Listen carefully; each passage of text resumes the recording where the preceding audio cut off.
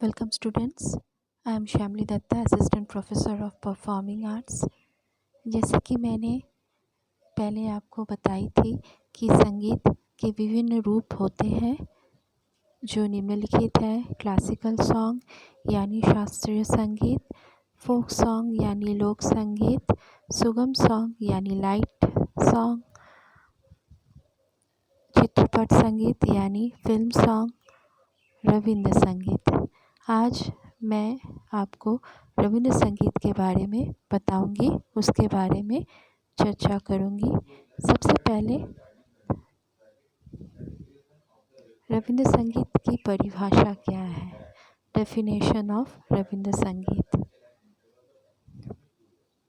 रविंद्र संगीत, जिसे अंग्रेजी में टैगोर सॉन्ग्स के नाम से जाना जाता है, ये गीत रविन्द्रनाथ टैगोर द्वारा लिखित गीतों को उन्होंने स्वयं ही संगीतबद्ध किया था। हिंदुस्तानी शास्त्रीय संगीत एवं बंगाल के लोकगीत यानी बंगाल की लोकगीत होती है बाउल संगीत एवं अन्य गीतों पर आधारित नवीन संगीत का जन्म रविन्द्रनाथ के नाम पर इस संगीत का नाम रखा गया। यानी रविंद्र संगीत को हम टैगोर सॉन्ग्स भी कह सकते हैं। और हमारे बंगाल में जो लोक संगीत प्रस्तुत किया जाता है वो बाउल गीत होता है। नेक्स्ट आते हैं, रविंद्र संगीत का संबंध रविन्द्रनाथ टैगोर से है। गुरुदेव रविन्द्रनाथ टैगोर ने अपने द्वारा रची कविताओं को गीतों का रूप दिया था। इस प्रकार एक नई संगीत विद्या की रचना हुई जिसे रविंद्र संगीत कहा गया है। शास्त्रीय संगीत की इस शैली ने बंगाल की संगीत अवधारणा में एक नया आयाम जोड़ा। गुरुदेव रविन्द्रनाथ टैगोर ने लगभग 2300 गीतों की रचना की, जिनका संगीत भारतीय शास्त्रीय संगीत की ठुमरी शैली से प्रभावित है। ये गीत प्रकृति के प्रति उनके गहरे लगाव और मानवीय भावनाओं को दर्शाते हैं।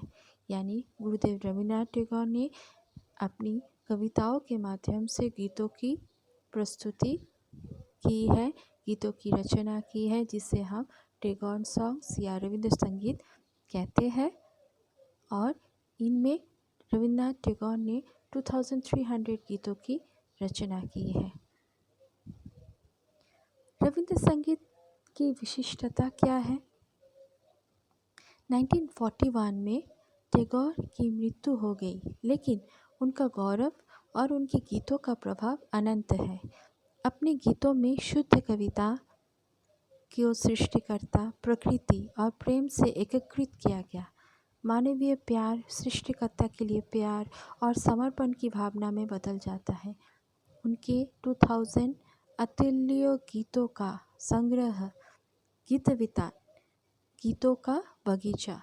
गीतवितान रविन्द्रनाथ टैगोर का पुस्तक है, जिनमें गीतों का बगीचा इसलिए कहा गया है कि उनमें रविन्द्रनाथ टैगोर की जितनी भी कविताएं, जितने भी गीत रचित हैं, उनमें सब रहते हैं। गीतों का बगीचा के रूप में जाना जाता है। इस पुस्तक के 4 प्रमुख हिस्से हैं।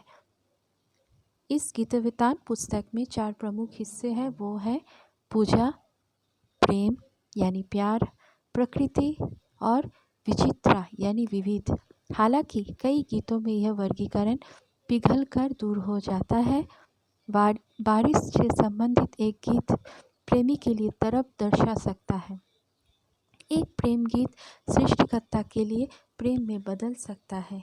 यहाँ एक गीत की पहली 2 पंक्तियाँ हैं जो मैं गाकर सुना रही हूँ।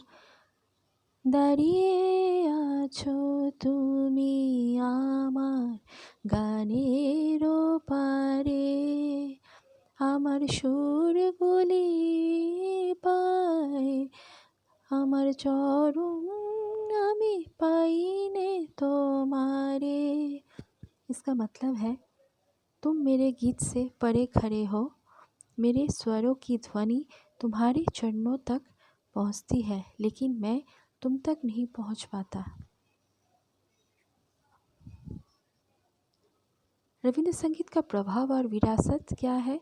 रवींद्र संगीत का बंगाली संस्कृति बहुत ही गहरा प्रभाव पड़ा है। इन गीतों को बांग्लादेश और पश्चिम बंगाल दोनों में बंगाल की सांस्कृतिक निधि माना गया है। विरासत, टैगोर द्वारा लिखित 2 गीत भारत और बांग्लादेश के राष्ट्रीय गान है। ये है बांग्लादेश में राष्ट्रीय गान आमार सोनार बांग्ला और भारत में जन गण मन। Thank you so much.